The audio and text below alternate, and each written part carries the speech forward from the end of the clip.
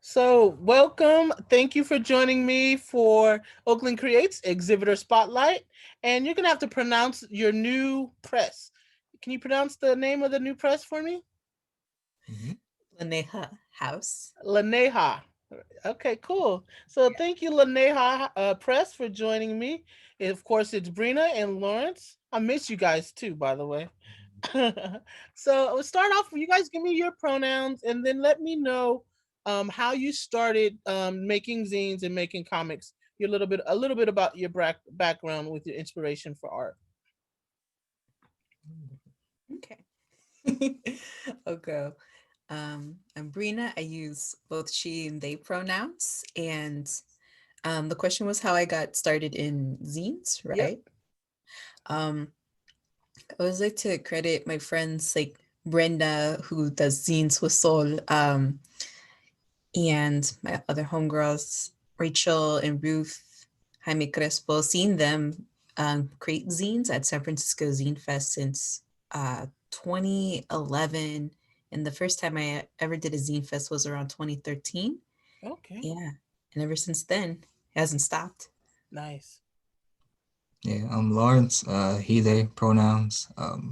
Similar story, but my first Zine Fest was LA Zine Fest, and it was also the first year that Zine Fest started. So there was like Nice. this kind of resurgence of zine culture in LA, where I'm from. Um, and that was 2012. And then since then, it's just, it's just home. Like zines is just home, man. But you both were making art before that, right? So, what type of art were you making before, and what inspired you? Was there a particular person in school, a teacher, or some type of experience, or how did that start? Yeah, I've been making art my whole life. Technically been trained in art. I was in art academy in high school. Okay. So the high school I went to was kind of two districts over. I would catch the bus to get to this school because they had an art academy. And I was 15, so I started training in art to do animation first. Like I wanted to be a character designer and stuff like that. And then I got into comics because of my parents' divorce, and then a whole lot of trauma. And art helps with trauma. And then Right. got into punk, and punks is synonymous with zines and DIY culture, so it just all kind of mesh together. And now I'm here. My turn. um, yeah, it's funny because when I look back at, I don't know, life, I mostly been trained as a musician, and I always forget to acknowledge that. But I studied like drawing, graphic design at San Francisco State. First, I was like a fine art major, also did photography, but then I realized, oh, I need to like make money off of this. Mm, So I did graphic design for my last 2 years. And yeah, that gave me a lot of foundational tools, especially how to use like Adobe Creative Suite and how to just self publish zines, like how to make books and like spreads and layouts. So I'm really grateful for that education. And after state, when I graduated in 2012, I just took a long break to read comics. I mean, I was okay. reading a lot of comics already before. Which And I, ones? oh man, Love and Rockets for sure. Blankets by Craig Thompson, Persepolis. That book, I mean, all of those folks, they really inspired me. And seeing Jaime Crespo's work, the Tortilla comics, the Slice of Life comics, also just made me feel really seen at Zine Right. Fest, and I realized, man, like I could do this because like this dude's like making very relatable stuff, and it's about time. So I mostly just dabbled in illustration and tried to kind of marry both my love for music and comics, cartooning, all in these like sci-fi futuristic looking ladies. And then eventually I did more portraits of characters based off of Central American peoples I followed on the internet and who were really inspirational to me. Cool. Yeah, I started out with wanting to do fine art. Actually, no, I started illustration, and then I switched to fine art. I did the opposite, I think, of you, because I didn't like commercial art as a business, that business part of it, and so I kind of wanted to do what I want, whatever I wanted to do. I have an issue with authority, so I ended up going to painting instead of doing illustration. But at CCA, they had the both campuses, so I got to take classes on San Francisco and Oakland. I just kind of like the Oakland campus better. Unfortunately, now it's closed, but cool, cool. So the next question is, what would you say the theme or overarching, um, uh, you know, what informs your art? What's the influencer art, or what are you trying to convey to your audience?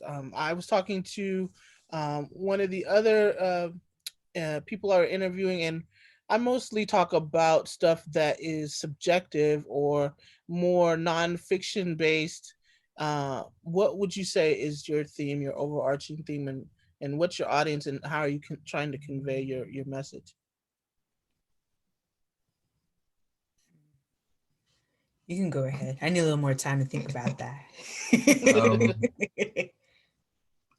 I don't know. I think to be corny is honesty. Like I make a lot of auto bio work pertaining to like mental health, blackness, queerness, but I'm also like an artist, if you will. Like I've been trained to do art. A lot of people don't know that because I don't like that's not. I come from punk, so it's all like lowbrow and like it was just like no, I like painting, illustration, sculpture just as much as the next, but I don't think that makes you a great artist necessarily. Right. So like trying to balance that has been hard because I do have times where I just want to be like really pretentious and be like, and I put this composition here and make it, but I don't know, just honestly, I think if I could just portray like my honest feelings through the art, that's like my theme. I try to stay away from like who my audience is because I would like to imagine maybe kids and adults could feel the same type of thing through Nice. my work. Like maybe I'm writing to the child in me, but then also the adult vision that I'm having, and I'm trying to get those two to merge. So yeah, I don't know. It's tricky. I've been dealing with like that recently. Of like, well, what the hell am I doing? No, Like, that's yeah, real. I'm becoming the mental health guy, and while I love that work, that's not all I'm capable of doing. Right.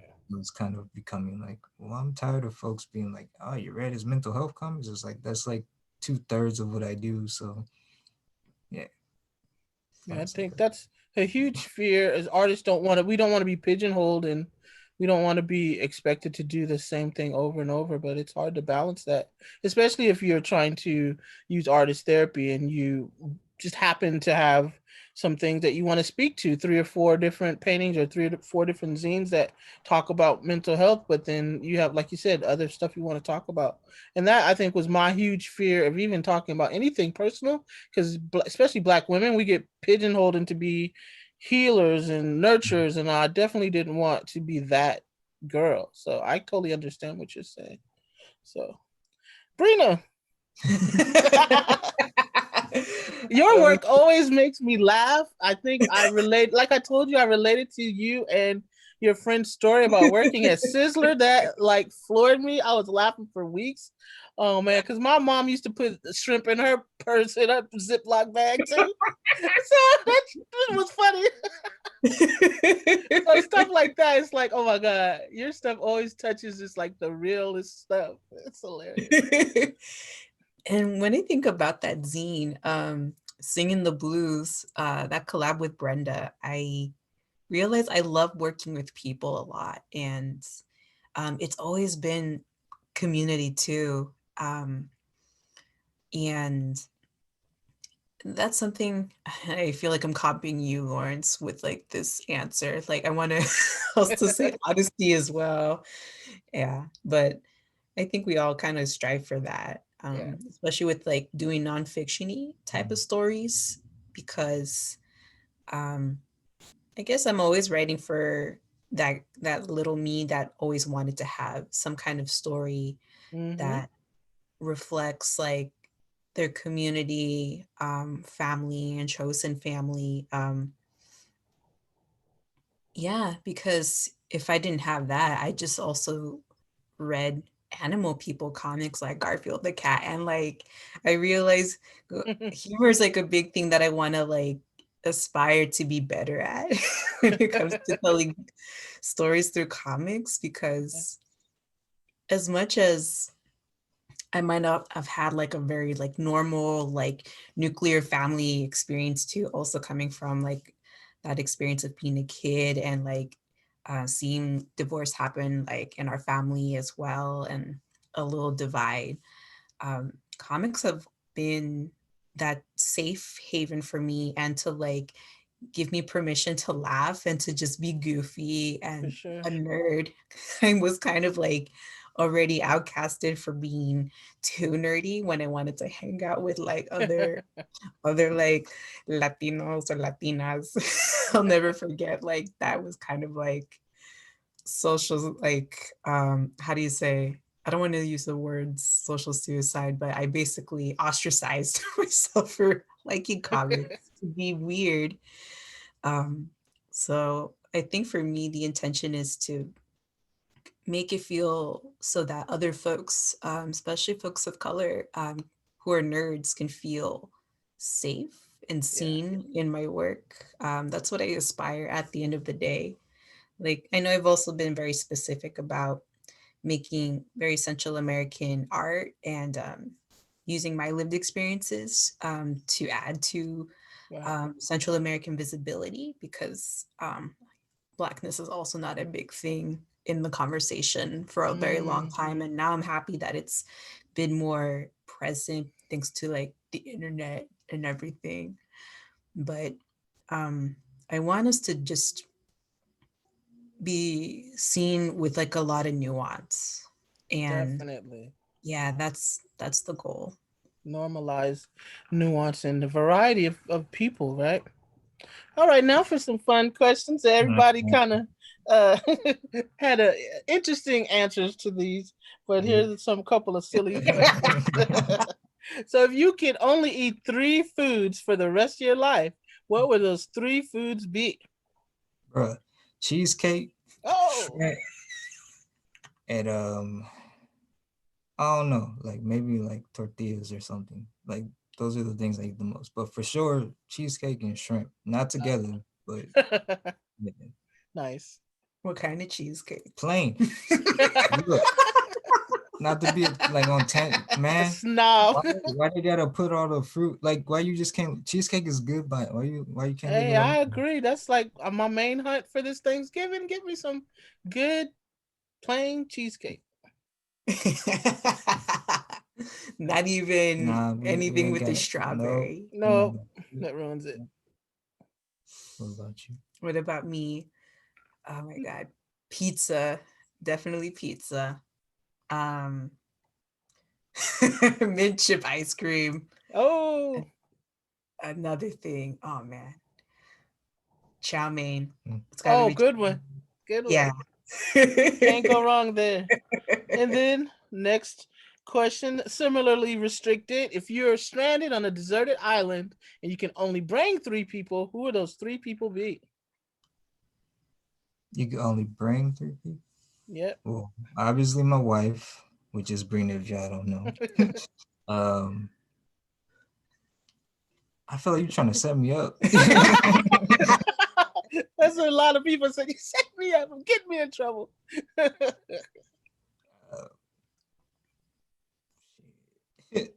Can I cheat and say I'll bring a photo album and that's how I'll bring everybody with me? Hey, you can tell that's your answer. A lot of people defaulted to their pets too. So Yeah, and then yeah, maybe God. I'll say the safe there you bet. go. There you go. Oh my god.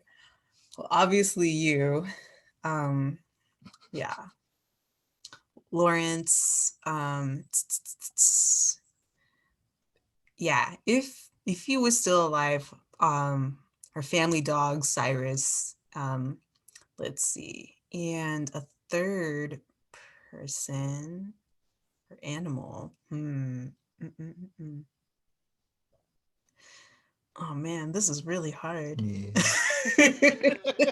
I feel like I'm put on the spot. Oh my god. I'm so stressed out. Okay. I figured it's a big island. I could put one person on this side, another person on that side of the island. Let's see. Let's see. Damn. Okay. Um,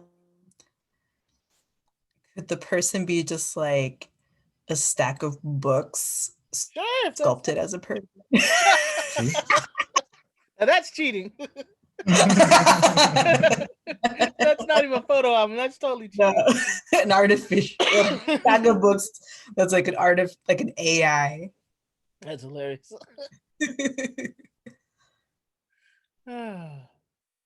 So those are all the questions I have.